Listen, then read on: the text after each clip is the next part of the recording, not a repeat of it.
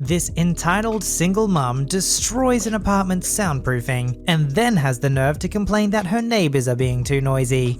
But the neighbors are the ones who get the last laugh. Happy birthday, today's your birthday, and on with the show.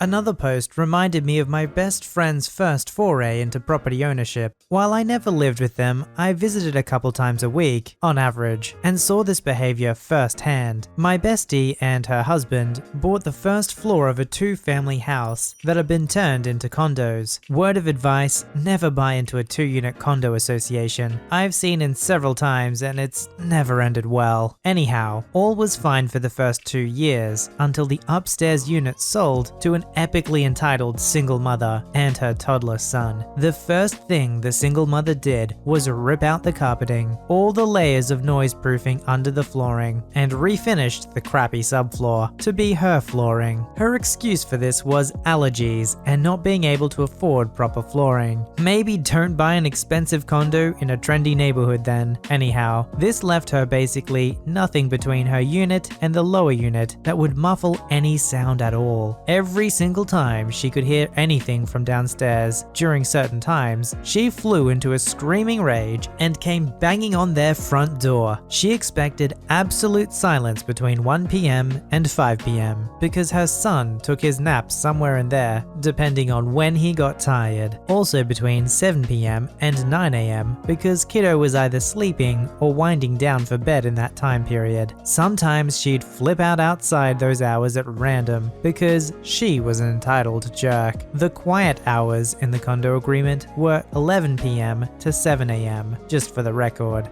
Not that she cared. Some of the things she came screaming to complain about that I personally witnessed in the daytime or early evening, the times I was visiting that did not overlap with quiet hours, included most any conversation at a volume above a whisper, running the garbage disposal, dishwasher, washer, dryer, blender, or basically any appliance. Even the ding of the toaster was too much. Vacuuming, having the television or music on at any volume, playing the piano or acoustic guitar, talking in a normal speaking voice, opening or closing doors, not even remotely slamming, their cats playing chase around the house, eating meals, the clatter of utensils on plates. She wanted them to use all plastic or disposable paper as it was quieter, phones ringing or vibrating too loudly, usually when left on a table or something that amplified that noise a bit, doing yoga, washing dishes by hand, sneezing, walking too hard. Any walking was called this if you stepped on one of the creaky floorboards in this 100-year-old house. Having the compressor on the fridge come on, it made a tiny thunk and a dull hum, like most do. The ice machine being used to dispense ice, or it dumped ice as part of its normal cycle, and flushing the toilet. Worse, her kid was a tantrum-tossing, caterwauling type who liked to beat toys against the floor. There being nothing between the floors anymore that muffled any sound, my bestie and her husband were subject to this insane noise at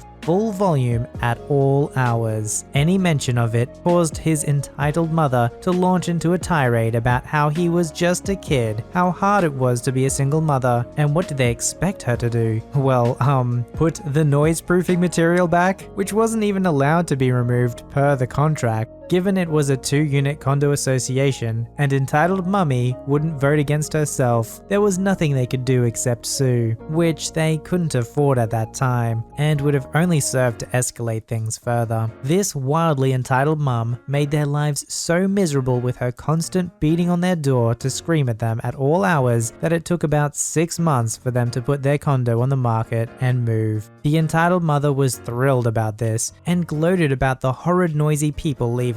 Since they lived in a very trendy and up-and-coming town, they got several full asking price offers. The one they accepted wasn't the best offer, as the terms were extremely fussy and specific, but the seemingly entitled couple that made the offer was also extremely pregnant. My bestie and her husband moved to a single-family home where they were free to flush whenever they wanted. We all still have a laugh now and then, imagining the war zone of feuding entitled parents in the old place. I love the beautiful irony in this story, that the entitled single mum upstairs complained so much that she kicked the neighbors downstairs out. She basically drove them to insanity, so they had to move. But what did she think was going going to happen? She can't control who moves in downstairs, and if the people moving in are pregnant and gonna have a baby, well, what is she gonna do? Ask them to stop their baby from crying when they're born? That's not going to happen, is it? So, good luck to you, lady. You just made the situation a lot worse for yourself.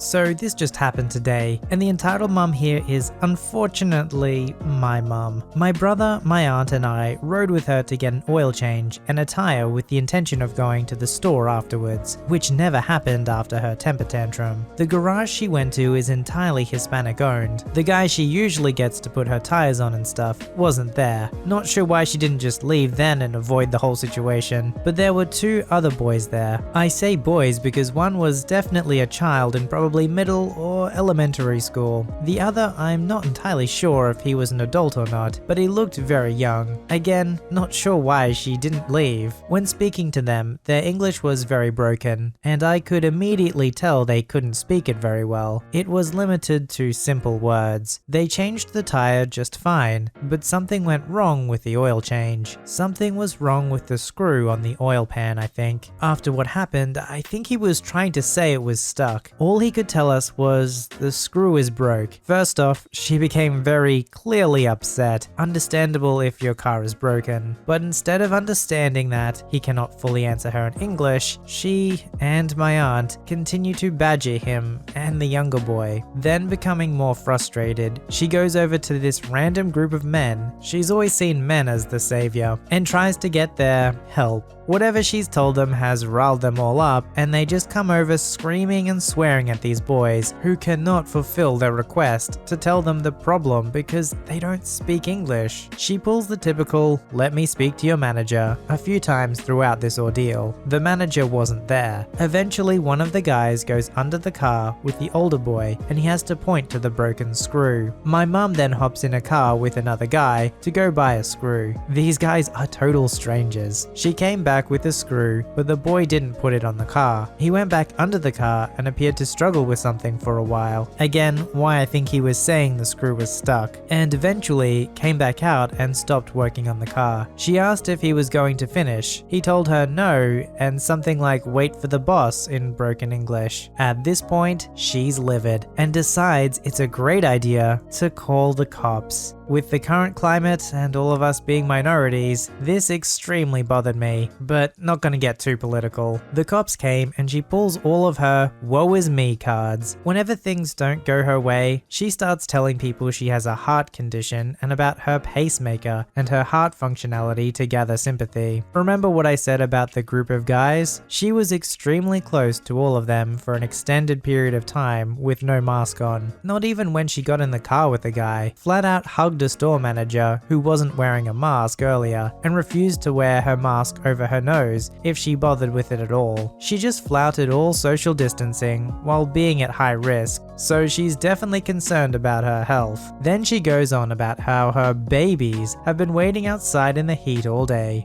Babies? I'm 20 years old and my brother is 17 going on 18. The shop owner's girlfriend arrives after the cops do because the boys called the owner upset. She speaks English and manages to translate what is happening. My mum is still not satisfied. Cops eventually leave for another call, and my mum should be leaving, but instead decides to chat with another random man complaining about the shop and having a full tantrum really. The woman tells her to leave the other customers alone and that she needs to leave. My mum goes off about this. She calls this woman every name under the sun and threatens her. Forgot to mention earlier, my grandparents showed up at one point, and my grandmother had to tell her to leave to keep her from hurting the woman or getting hurt. Side note, for some reason she took this as my grandma taking her side and telling her she's not worth it, when in reality, my grandma was scolding her for getting off the property. My mum also never paid for the tire the younger boy installed. She's been complaining about the events ever since, and has somehow come to the conclusion that the boys spoke English because they answered simple questions and because the woman spoke English, they must speak English as well. I want to try to go pay them next week. Didn't have it this week partially because my mother demands money from me,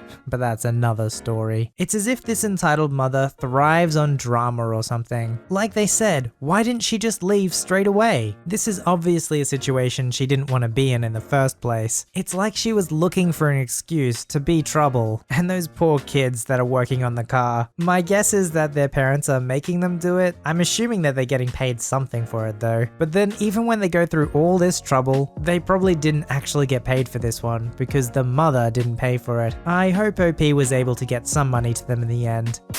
I started working at a dog grooming salon a few months ago, and I'm not quite a groomer yet. My job includes trimming nails, cleaning ears, brushing, bathing, and blow drying the dog. Sometimes, if the dog's coat is matted, I'll do what's called a pre-shave, where I do a quick and messy shave to get most of the hair off before the bath. And I'll do that because it'll cut drying time in half. We didn't close for the virus, so we've been and stayed extremely busy, especially now in the summer. People want summer cuts for their long-haired dogs. By the way, your double-coated dog does not need to be shaved, no matter how hot it gets. Saturdays are our busiest day. We have some fancy groomer tubs in the next room over that people can use to bathe their own dogs for $10, and they get a discount on add-ons like nail trims if they use the tubs as well. The thing about that is there are only 3 people in the salon, and we have 3 tables. So if someone who doesn't have an appointment wants a nail trim, we have to stop what we're doing and get the nails done.